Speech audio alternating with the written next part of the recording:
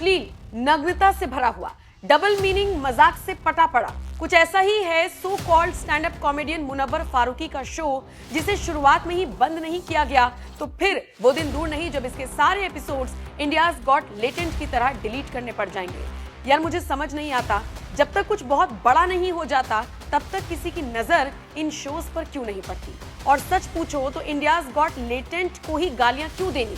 वो एजाज वाला शो कम है क्या, जिसके बारे में बात करना तो छोड़ो, उसका एक स्क्रीनशॉट तक दिखाना मेरे लिए इस मंच से आपके लिए मुमकिन नहीं। अब कुछ लोग कहेंगे कि मैं पुराने जमाने की सोच की हूँ, मुझे जेंजी वाला ह्यूमर नहीं पता।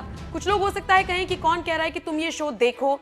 आपकी बात मान लेती हूँ, लेकिन फिर कल को मत कहना कि हाँ इसने समाज में गंदगी फैलाई है। फिर मत कहना जब आज का युवा इन्हीं शोज के आधार पर आप लोगों को आपके मुंह पर भी ऐसे ही जवाब देगा। वक्त आ गया है अपनी संस्कृति, अपनी परंपराओं के प्रति भी हम थोड़े से वफादार रहें। वेस्टर्न कल्चर को अपनाने के चक्कर में अंधे ना हो जाएं। अब देखिए, वैसे तो मुनव्वर फारूकी का और विवादों का चोली दामन वाला साथ रहा है, लेकिन अपनी पुरानी गलतियों से भी जो नहीं सीखता ना, वो बेवकूफ कहलाता है। ठीक उसी तरह से जैसे इस वक्त मुनव्वर फारूकी कहला रही हैं, और मैं थोड़ी कह रही हूं। ये फीडबैक देख लीजिए। खैर, शो का नाम देखिए, हफ्ता वसूली। क्या कह रहे हैं, छपरी टाइप लग रहा है? बिल्कुल वही लग रहा है। इसका कंटेंट उससे भी ज्यादा छपरी है। मौजूदा घटनाओं के साथ साथ बेतुकापन, बेमतलब का रोस्ट, बिल्कुल अव्यवस्थित बहस और अजीबोगरीब मेहमानों से भरा पड़ा है। इस शो के कई क्लिप्स वायरल हो रही हैं। मैं आपको यहाँ वीडियो का क्लिप दिखाकर ना तो शो को प्रमोट करूंगी और ना ही शो के होस्ट को। वो होस्ट जिसके नाम पर पहले से ही विवादों की लंबी लिस्ट थी और अब एक और जुड़ गया। इस शो के बहिष्कार के साथ साथ इसे बैन तक करने की मांग की जा रही है।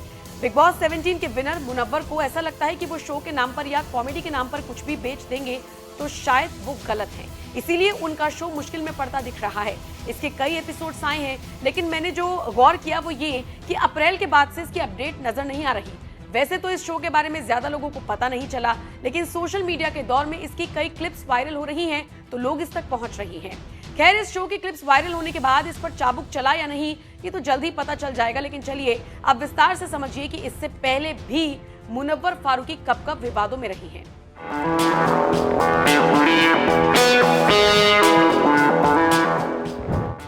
मुनव्वर के साथ जुड़े विवाद, धार्मिक भावनाओं को ठेस।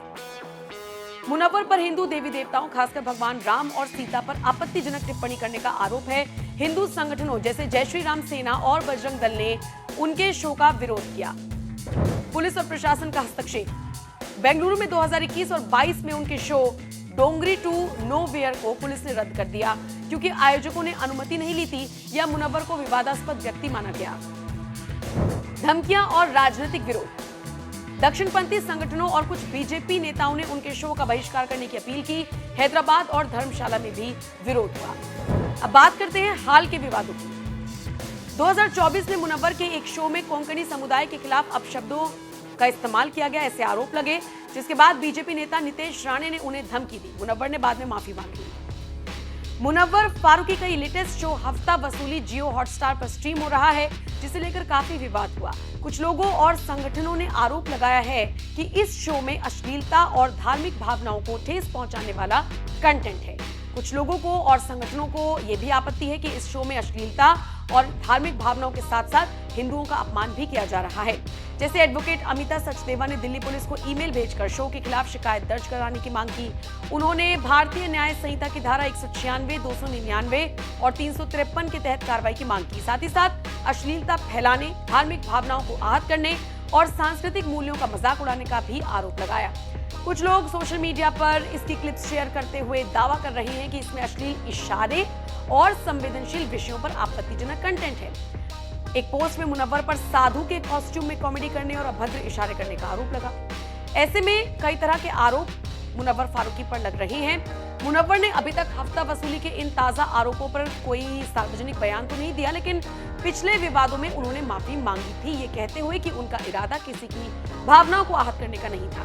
बाकी उनके समर्थक भी आ गए हैं कि कॉमेडी को गलत संदर्भ में लिया जा रहा है और ये अभिव्यक्ति की आजादी का मामला है। बहरहाल शो को लेकर बहस जारी है। आप बताइए क्या कहेंगे ऐसे शोज पर, ऐसे होस्ट पर और इस खबर।